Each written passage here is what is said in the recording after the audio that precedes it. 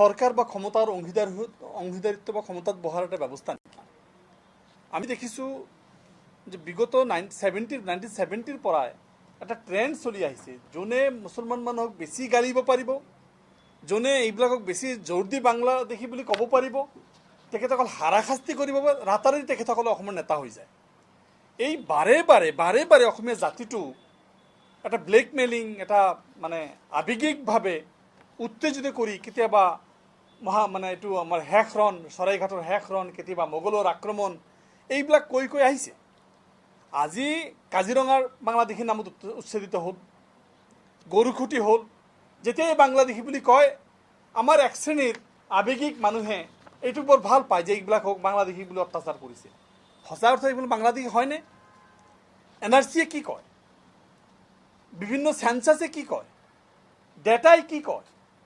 বাংলাদেশের নাম হলে আমি এক শ্রেণীর মানুহে বৰ পৈশাচিক শান্তি এটা সেডিষ্টিক প্লিজাৰ এটা পাই যাওঁ যে ঠিক দিছে, এইটো ঠিক কৰিছে, ভাল কৰিছে। আৰু এইটো কৰিয়ে মানে মুখ্যমন্ত্ৰী এইবাৰ 26ৰ নিৰ্বাচনী বৈতৰণি পাৰ হ'ব খুজিছে।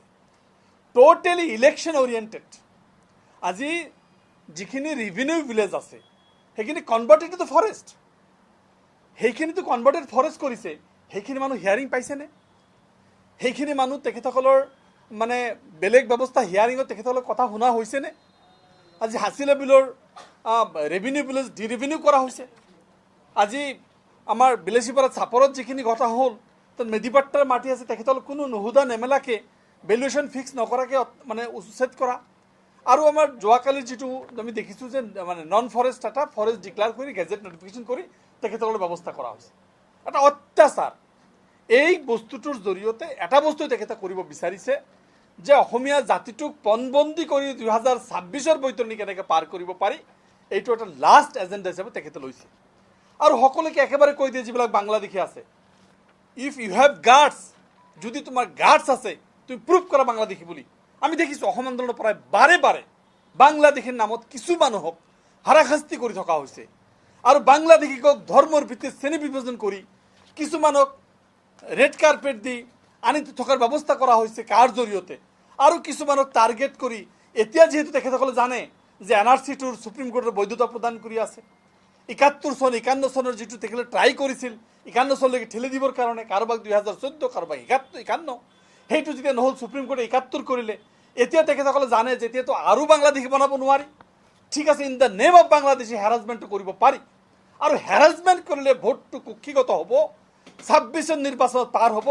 মই অসমীয়া জাতিৰ আমাৰ অসমৰ জাতিৰ প্ৰতিটো মানুহক মই এটা কথা ক'ব বিচাৰিছোঁ, আমি কিন্তু এটা কথা মাইণ্ড কৰিব লাগিব যে অকল ৰাজনৈতিক স্বাৰ্থৰ কাৰণে এই ইভিকশ্যন নেকি, ৰাজনৈতিক মুনাফাৰ কাৰণে ইভিকশ্যন নেকি, এই কথাটো কিন্তু দকে চিন্তা কৰাৰ প্ৰয়োজন আছে।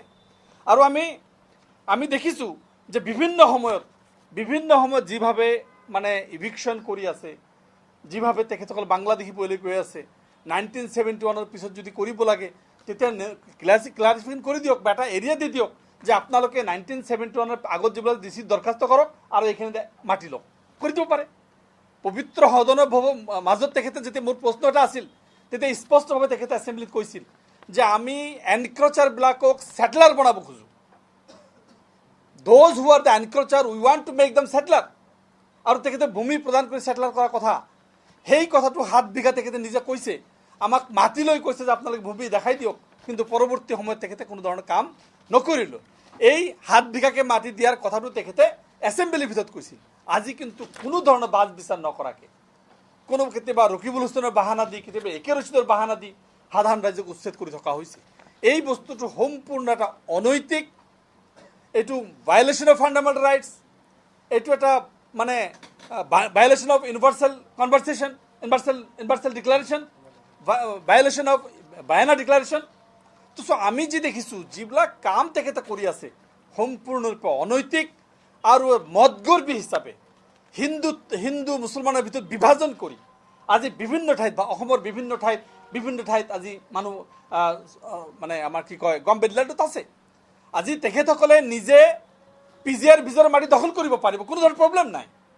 তেখেতসকলে তাত বিল্ডিং, হোটেল বনাব পাৰিব, ৰিজৰ্ট বনাব পাৰিব, কোনো ধৰণৰ প্ৰব্লেম নাই।